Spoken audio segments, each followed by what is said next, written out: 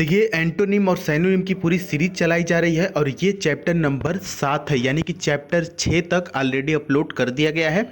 आप इसको ज़रूर देखिएगा। ये जो एंटोनिम और साइनोनिम है ये पिछले एग्ज़ाम से लिए गए हैं, बहुत ही इंपॉर्टेंट सीरीज है।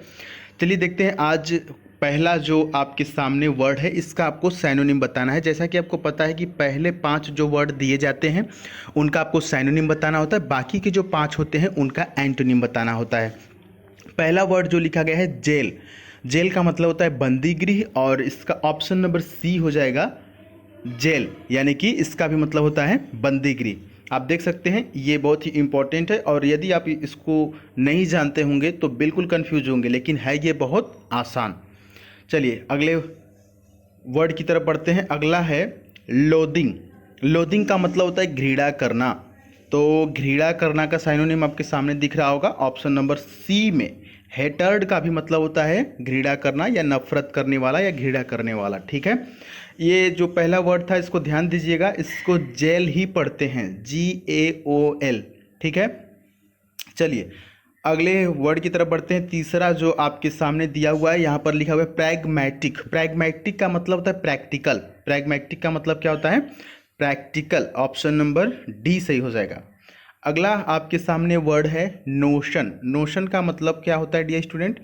इसका मतलब होता है मन में कोई बात या कि फिर ख्याल या विचार या धारणा कह सकते हैं। विचार यानी कि थॉट। ऑप्शन नंबर ए सही हो जाएगा। देखिए ये जो नोशन शब्द है ये छोटा छोटा शब्द है, लेकिन बहुत ही इंपॉर्टेंट शब्द है। अगला आपके सामने दिया हुआ है एक वर्ड, ये भी बहुत ही, ये जो वर्ड आपके सामने है ये विवेशस लिखा हुआ है। इसका मतलब होता है जिंदा दिल या कि फिर खुशमिजाज। कहते हैं ना कि जिंदा दिल इंसान है या बहुत ही खुशमिजाज इंसान है। बहुत इसके अंदर क्या है? एनर्जी है, that is energetic. Option number B.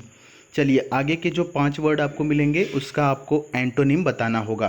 पहला वर्ड आपके सामने लिखा हुआ है हेसन। हेसन का मतलब होता है कोई काम या कोई बात जो कि जल्दी करना या कि फिर कहना। ऑप्शन नंबर बी यहाँ पर सही हो जाएगा। इसका एंटोनिम हो जाएगा डाडल। डाडल का मतलब होता है सुस्ती से या कि फिर धीरे धीरे। दूसरे की तरफ बढ़ते हैं। दूसरा लिखा हुआ है स्पिरिट। स्पिरिट का मतलब होता है ऊर्जा या कि फिर दृढ़ता, जिसको बोलते हैं साहसपूर्ण। इसका ठीक उल्टा क्या हो जाएगा? डल। डल का मतलब होता है सुस्त या कि फिर लेजी। चलिए अगले वर्ड की तरफ बढ़ लेते हैं। अगला वर्ड आपके सामने फाथराइट लिखा हुआ है। फाथराइट का मतलब होता है खरा, यानी कि खरा खरा कहना, जिसको बोलते हैं कि स्पष्टवादी, जो स्पष्ट रूप से कहते हैं, खरा बिल्कुल बोलते हैं। इसका ठीक उल्टा हो जाएगा ऑप्शन नंबर बी, यानी कि ट्रिकी। ट्रिकी का मतलब होता है छली या कि फिर कपटी। चलिए अगले वर्ड की तरफ बढ़ते हैं डियर स्टूडेंट। आपके सामने अगला वर्ड यहाँ पर आप देख सकते हैं, इसका आपको एंटोनिम बताना है।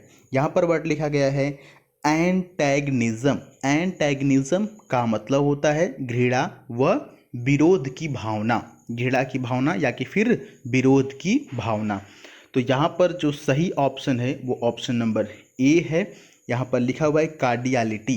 कार्डियलिटी का मतलब होता है निश्चलता। अगला जो वर्ड है आपको इसका भी एंटोनिम बताना होगा। वैनिटी लिखा हुआ है। वैनिटी का मतलब होता है आपा या कि फिर जिसको गुमान बोलते हैं। गुमान या घमंड समझ सकते हैं। इसका ठीक उल्टा हो जाएगा ऑप्शन नंबर बी, यानी कि ह्यूमिलिटी। ह्यूमिलिटी का मतलब होता है विनम्रता, दीनता या कि फिर विनय। तो ये जो 5 एंटोनिम और 5 साइनोनिम थे 10, यानी कि 10 में से आपके कितने सही हुए जरूर कमेंट करके बताइएगा। साथ ही साथ आप जुड़ सकते हैं हमसे इंस्टाग्राम से, लिंक डिस्क्रिप्शन में दिया हुआ है। द सुधीर पांडे सर्च करके या कि फिर लिंक के माध्यम से इंस्टाग्राम से ज़रूर जुड़िए, क्योंकि वहाँ पर भी बहुत सारी इन्फॉर्मेशन आपको एग्ज़ाम रिलेटेड मिलती रहती हैं। मिलेंगे नेक्स्ट वीडियो में, तब तक अपनी राय ज़रूर दीजिएगा। जय हिंद, वंदे मातरम।